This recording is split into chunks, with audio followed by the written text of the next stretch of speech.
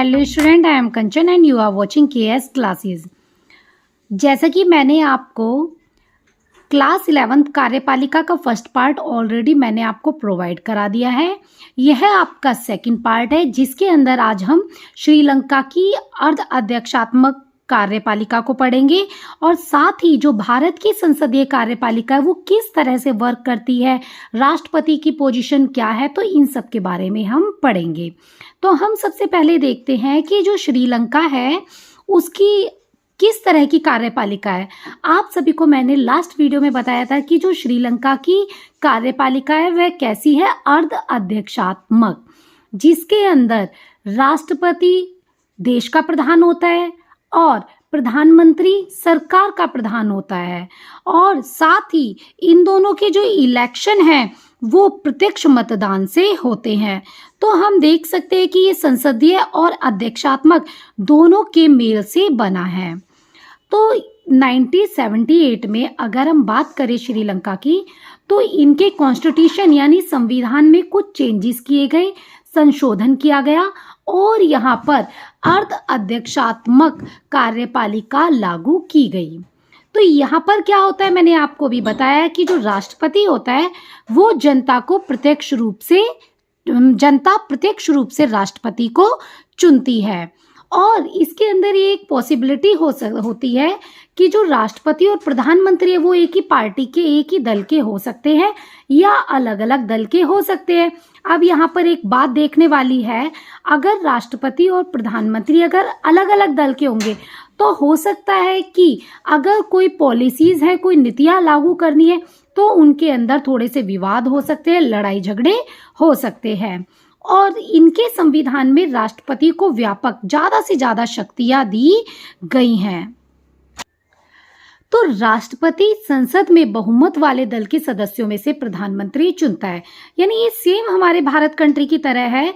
अगर किसी पार्टी को बहुमत मिल जाता है तो राष्ट्रपति सिर्फ एक औपचारिक रूप से उसी दल के नेता को प्रधानमंत्री चुन लेता है। तो मंत्रियों के लिए संसद का सदस्य होना अनिवार्य है। हमारे देश में भी सेम ऐसी पोजीशन है कि अगर किसी को मंत्री बनाया जाता है तो वो लोकसभा या राज्यसभा का मेंबर जरूर होना चाहिए। राष्ट्रपति मुख्यमंत्री, प्रधानमंत्री व अन्य मंत्रियों को हटा सकता है। राज्य का निर्वाचित प्रधान सशस्त्र सेनाओं का प्रधान, सेनापति होने के नाते राष्ट्रपति सरकार का भी प्रधान होता है।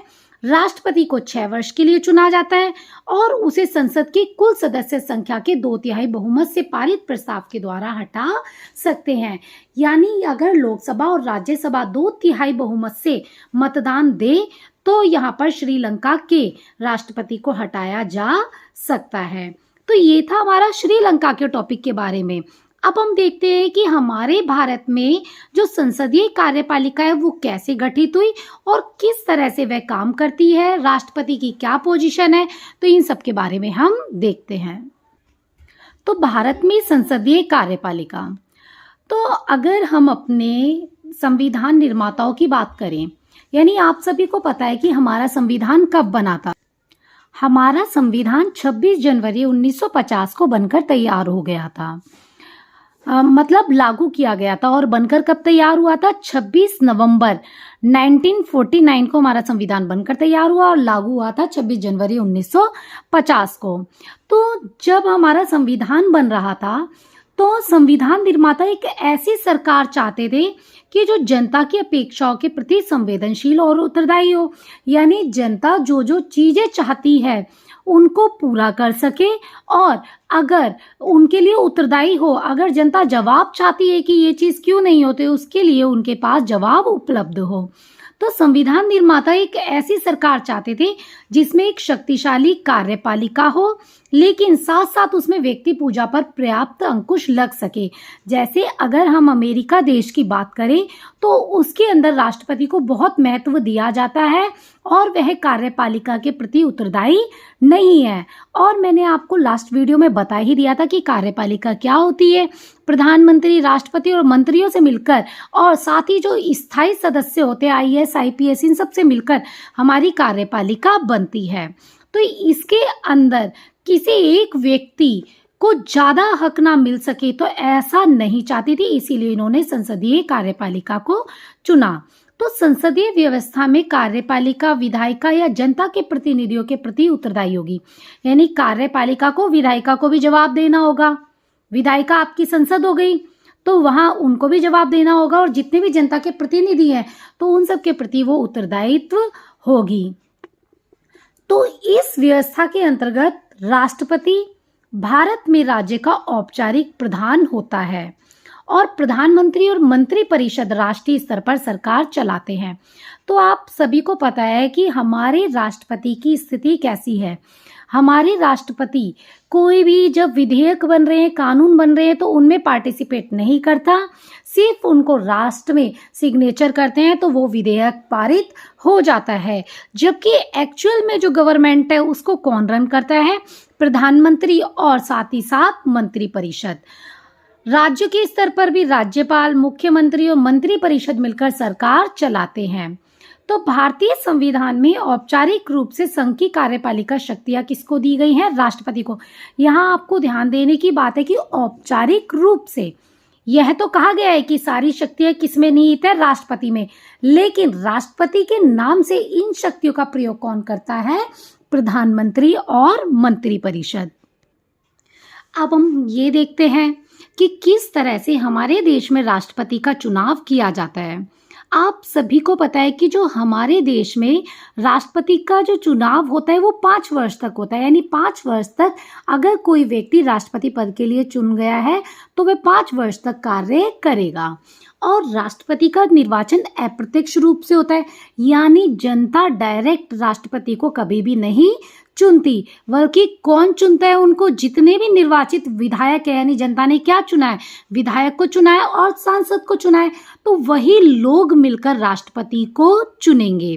और यह जो निर्वाचन है उसकी भी एक रीति होती है जिसको बोला जाता है समानुपातिक प्रतिनिधित्व प्रणाली व एकल संक्रमणीय मत के सिद्धांत के अकॉर्डिंग इनका चुनाव होता है। और आपके एग्जाम में ये क्वेश्चन पूछा जा सकता है कि कौन सी विधि है जिसके तहत राष्ट्रपति का चुनाव किया जाता है। तो राष्ट्रपति के बारे में आपको नॉर्मली एक पॉलिटिकल साइंस के स्टूडेंट होने के नाते और साथ ही एक कंट्री के सिटीजन होने के नाते आपको ये सारी प्रक्रिया पता होनी चाहिए। तो संसद राष्ट्रपति को कैसे हटाएगी पद से? तो महाभियोग की प्रक्रिया द्वारा। अब महाभियोग क्या होता है? तो अगर कोई व्यक्ति यानी राष्ट्रपति संविधान का उल्लंघन करता है तो उसको महाभियोग कहा जाता है। यानी अगर राष्ट्रपति ने संविधान का उल्लंघन कर दिया, संविधान के अकॉर्डिंग उसने शासन नहीं करा, तो उसे उसके पद से हटाया जा सकता है। तो यह भी हम पढ़ेंगे कि कैसे इसकी प्रोसेस चलती है। अब बात करते हैं हम राष्ट्रपति की शक्ति और स्थिति के बारे में। तो राष्ट्रपति सरकार का औपचारिक प्रधान है, मैंने आपको बताया। क्यों औपचारिक है? क्योंकि उनको तो बैठ के सिर्फ साइन करने हैं, बाकी जो कार्य हैं विधेयक से संबंधित या गवर्नमेंट को यानी पूरे देश का जो शासन चला है वो कौन चलाना है, वो कौन चलाता है? प्रधानमंत्री और उनके मंत्री। तो इनको बहुत सी कार्यकारी, विधायी, कानूनी व आपात शक्तियां प्राप्त हैं। संसदीय व्यवस्था में राष्ट्रपति इन शक्तियों का प्रयोग किससे करता है? मंत्रिपरिषद की सलाह से। तो प्रधानमंत्री व मंत्रिपरिषद को लोकसभा में बहुमत प्राप्त होता है और वही वास्तविक कार्यकारी हैं, जबकि राष्ट्रपति वास्तविक कार्यकारी नहीं है। लेकिन ऐसा नहीं कि सारी पावर प्रधानमंत्री व मंत्रिपरिषद को है, कुछ हद तक राष्ट्रपति को भी कुछ विशेषाधिकार प्राप्त हैं। तो हम यह देखते हैं कि ये ऐसे कौन से विशेषाधिकार हैं जो राष्ट्रपति को प्राप्त हैं। तो संवैधानिक रूप से राष्ट्रपति सभी महत्वपूर्ण मुद्दों और मंत्रिपरिषद की कार्यवाही में सूचना प्राप्त करने का अधिकार है। राष्ट्रपति जब चाहे वह प्रधानमंत्री और मंत्रियों से बोल सकता है कि इन महत्वपूर्ण मुद्दों के बारे में मुझे जानकारी दो। तो प्रधानमंत्री का यह भी कर्तव्य है कि अगर राष्ट्रपति ने कोई सूचना मांगी है तो वह सूचना उसको दे। तो राष्ट्रपति क्या करता है? प्रधानमंत्री को पत्र लिखता है और देश की समस्याओं पर अपने विचार व्यक्त करता है।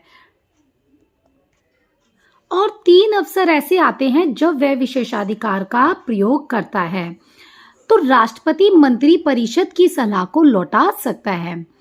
यानी राष्ट्रपति ने क्या करा? कि अगर मंत्रिपरिषद ने कोई विधेयक बनाया है या कोई निर्णय लिया है तो राष्ट्रपति मंत्रिपरिषद को कहेगा कि आप दोबारा से पुनर्विचार करें इस चीज पर। तो ऐसा करने पर राष्ट्रपति अपने विवेक का यूज करता है और यह तरीका जिस पर राष्ट्रपति अपने विवेक के आधार पर अपनी शक्ति का यूज करता है। अगर उसे लगता है कि कोई विधेयक ठीक नहीं है तो वह मंत्रिपरिषद को कहेगा कि इस पर दोबारा विचार किया जाए और उस पर विचार करना या ना करना वह मंत्रिपरिषद के ऊपर है। राष्ट्रपति के पास वीटो की शक्ति होती है। तो इसमें क्या होता है कि जो वीटो की शक्ति है वह वो कब यूज कर सकता है, सिर्फ धन विधेयक को छोड़कर जितने भी आपके विधेयक होते हैं तो उनके लिए वह वीटो की पावर को यूज कर सकता है या स्वीकृति देने में विलंब भी कर सकता है, देरी भी कर सकता है या मना भी कर सकता है। तो संसद द्वारा पारित प्रत्येक विधेयक को कानून बनने से पहले राष्ट्रपति की स्वीकृति के लिए भेजा जाता है। तो राष्ट्रपति क्या करता है, उसे संसद को लौटा सकता है या उन्हें कह सकता है कि इस पर पुनर्विचार कर लिया जाए। लेकिन जो वीटो की यह शक्ति है वो भी सीमित है, क्योंकि संसद उसी विधेयक को दोबारा पारित कर दे और राष्ट्रपति को पास भेजे तो राष्ट्रपति को उस पर अपनी स्वीकृति देनी पड़ेगी। लेकिन यहाँ पर थोड़ा सा राष्ट्रपति को बेनिफिट मिल जाता है कि इसके लिए कोई भी समय सीमा नहीं है। तो आपको मैं बताती हूँ कि ऐसा एक बार हुआ था। तो इसी को हम ना पॉकेट वीटो के नाम से भी जानते हैं। तो पॉकेट वीटो होता है कि संविधान ने देर लगा दी क्योंकि समय सीमा तो है ही नहीं, तो उसने क्या करा कि उस विधेयक से संबंधित मामले को अपने पास काफी टाइम तक रख लिया, गवर्नमेंट चेंज हो गई। तो इस तरह से कई बार होता है कि ये पॉकेट वीटो की शक्ति है वो उसके काम आ जाती है। तो मैं आपको बताती हूँ कि एक ऐसा ही एक किस्सा हुआ था। तो एक ऐसा किस्सा हुआ था 1986 में, जब संसद ने एक विधेयक पारित किया था भारतीय पोस्ट ऑफिस से संबंधित। तो इसके अंदर क्या था कि यह विधेयक प्रेस की स्वतंत्रता को बाधित करता था। तो उस टाइम जो राष्ट्रपति थे वो ज्ञानी जैल सिंह थे। तो उन्होंने कहा, कोई निर्णय नहीं लिया। तो उनका कार्यकाल समाप्त होने पर जो अगले राष्ट्रपति हैं वो आए, वेंकटरमण। तो उन्होंने कहा कि संसद को इस पे पुनर्विचार करना चाहिए। तो संसद को पुनर्विचार के लिए लौटाया, लेकिन वह सरकार ही बदल गई जिसने विधेयक पास किया था। तो 1989 में एक नई सरकार आई जो एक गठबंधन की सरकार थी। तो इस तरह से यह विधेयक दोबारा संसद में पेश ही नहीं किया गया।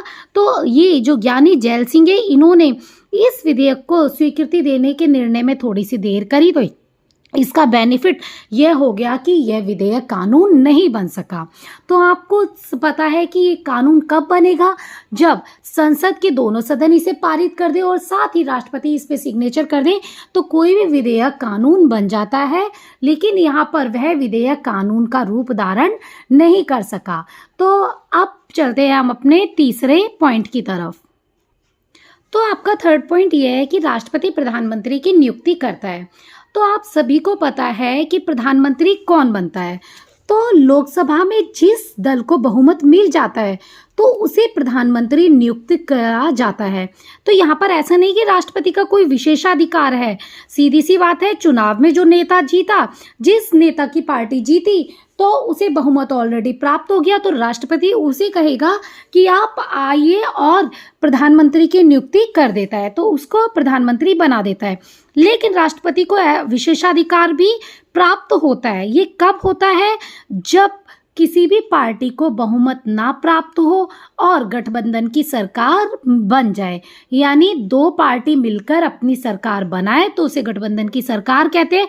तो ऐसे अवसर आए वो 1989 के बाद से। तो 1989 के बाद तो उसका महत्व बहुत बढ़ गया है, क्योंकि राष्ट्रपति अपने विवेक के आधार पर किसी भी सदस्य को चुन लेता है। यानी अगर दो पार्टी मिलकर सरकार बना रही है तो उसमें से किसी सदस्य को चुन लेता है। आई होप आप लोगों को मेरी वीडियो पसंद आई होगी। अगर पसंद आए तो please like, share and subscribe करना ना भूले। Thanks for watching KS.